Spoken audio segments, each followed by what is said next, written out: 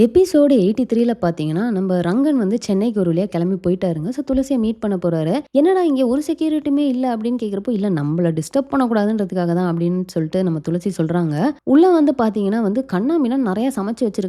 எல்லாத்தையுமே வந்து துளசி வேற செஞ்சாங்களாமா. அது வந்து ரொம்ப ரியலா இருக்கும். அது எப்படின்னு பார்த்தீங்கன்னா, நம்ம ரங்கன் அந்த அளவுக்கு அப்படியே எமோஷனல் ஆகி டிராமாட்டிக்காலாம் பண்ணாம, நேரா போயிட்டு ஒரு பீஸ் எடுத்து தட்டுல போட்டு சாப்பிட்டுட்டு, "வாவ்! மட்டன் குழம்பு செம்மையா இருக்கு. இத நீ வந்து பருப்பு இதோட சாப்பிட்டுருக்கியா? நான் உனக்கு செஞ்சு தரேன்" அப்படின்னு சொல்றது. நம்ம துளசி ஒரு பக்கம் பார்த்தீங்கன்னா, இன்னும் கொஞ்சம் ஃபீட்பேக் எக்ஸ்பெக்ட் பண்ணிட்டே இருப்பாங்க. ரங்கன் ரொம்ப கேஷுவலா, "ஓ!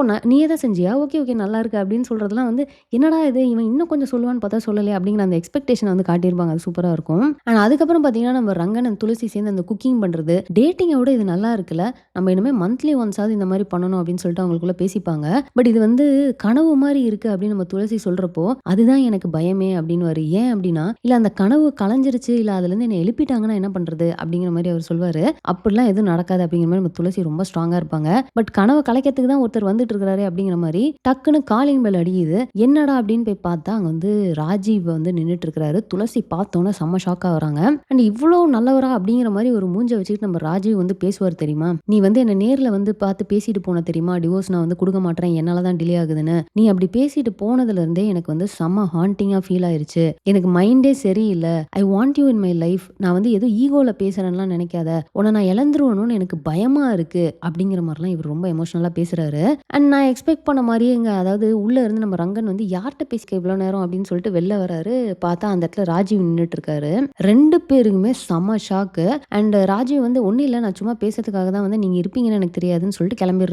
அப்படி ஒரு நல்லவர் மாரி ஒரு டிராமா. ஒரு செகண்ட் நானே யோசிச்சிட்டேன், நிஜமாலுமே இவர் திருந்திட்டாரா அப்படின்னு. அப்படி ஒரு பெர்ஃபார்மன்ஸ பண்ணுவாரு. அண்ட் இந்த சைடு நம்ம ரங்கன் பார்த்தீங்கன்னா, ஒரு மாரி சைலண்டா நிக்கிறத பார்த்துட்டு துளசி வந்து, "இல்ல இந்த மாரி ராஜீவ் வரதே எனக்கு தெரியாது. அது எனக்கு தெரியும். நீ ஒண்ணும் கவலைப்படாத. இட்ஸ் ஓகே" அப்படின்னு ரங்கன் சொல்றாரு. "இல்ல நீ அமைதியா இருக்கிறத பார்த்தா எனக்கு ஏதோ பயமா இருக்கு" அப்படின்னு நம்ம துளசி சொல்லுவாங்க.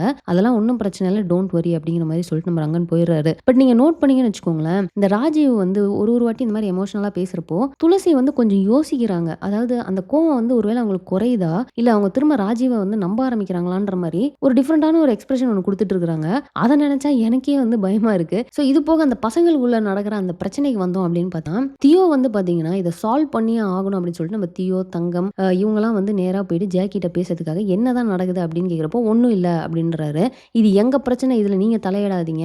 நீங்க வராதீங்க. மூக்க நுழைக்காதீங்க" அப்படிங்கிற மாரி இதுல தியோ வேற மாதையனோட கேர்ள் ஃபிரெண்ட் அப்படிங்கிறதுனால, "இதெல்லாம் நீ உன்னோட ஆளோட வச்சுக்கோ. எங்க கிட்ட வராத" அப்படிங்கிற மாரி இது போயிருது. இப்ப தங்கம் பேசுனாங்க அப்படின்னு பார்த்தீங்கன்னா, அங்க மணி ஆல்ரெடி டென்ஷனா இருக்கறனால அவருமே வந்து "இதுல தலையிடாத வெளிய போ" அப்படின்றாங்க. சோ இவங்க வேற வழி இல்லாம வந்து என்ன பண்ணாலும் இது சரியாகாது அப்படிங்கிற மாரி சொல்லிட்டு அங்கருந்து வந்துடுறாங்க. அண்ட் இவங்க என்ன பண்றாங்கன்னா, நெக்ஸ்ட் மாதையன்ட்ட போய் பேசுறாங்க.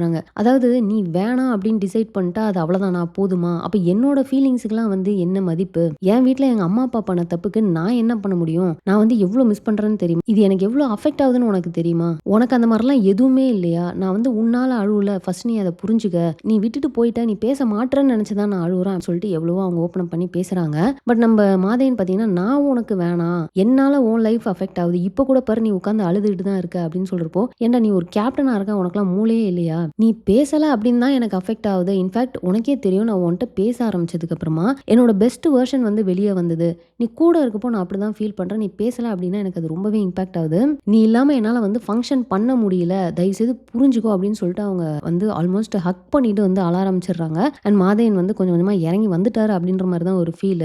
இத பார்த்துட்டு பார்த்தீங்கன்னா, நம்ம மணி தூரத்துல இருந்து பார்த்துட்டு எவ்வளோ அப்செட்டா இருந்தாலும், இத பார்த்தோனே அவருக்கு செம்ம ஹாப்பி ஆயிட்டு, "அப்பாடா! நான் ஒரு மாரி சோகமா தான் இருந்தேன். ஆனா இத பார்த்து எனக்கு ஹாப்பி ஆயிடுச்சு" அப்படின்னு சொல்லிட்டு அவரு தங்கமா ஹக் பண்ணிட்டு, "இந்த ஹக் வந்து எனக்கு என்னமோ எல்லா ப்ராப்ளமும் சால்வ் ஆயிரும்" அப்படிங்கிற அந்த ஒரு நம்பிக்கைய குடுக்குது அப்படின்னுவாரு. அதுக்கேத்த மாரியே பார்த்தீங்கன்னா, நம்ம வீரா மேல அப்படி போயிட்டு இருப்பாரு. பார்த்துட்டு, "டேய் என்னடா பண்றீங்க அகாடமிக்குள்ள?" அப்படிங்கிற மாரி. சோ அவங்க எல்லாம் சண்டை போட்டுருந்தாங்க. பட் டக்கு டக்கு டக்கு டக்குன்னு அவங்களுக்கே தெரியாம வந்து நல்லா மாரி காட்டியிருப்பாரு. அது நல்லாருக்கும். சோ எபிசோட் 83ல நடந்த எல்லாத்தையுமே நம்ம ரிவ்யூ பண்ணிட்டோம். எபிசோட் 84ல என்ன நடந்துச்சு அப்படிங்கிற ரிவ்யூ பண்ணி நெக்ஸ்ட் ஒரு வீடியோ போடுறோம். மிஸ் பண்ணாம பாருங்க. இந்த வீடியோ உங்களுக்கு பிடிச்சிருந்தா லைக் பண்ணுங்க. உங்க ஃப்ரெண்ட்ஸ் எல்லாருமே ஷேர் பண்ணுங்க. மறக்காம சேனலை சப்ஸ்கிரைப் பண்ணி சப்போர்ட் பண்ணுங்க. தேங்க்ஸ் ஃபார் வாட்சிங். Bye by.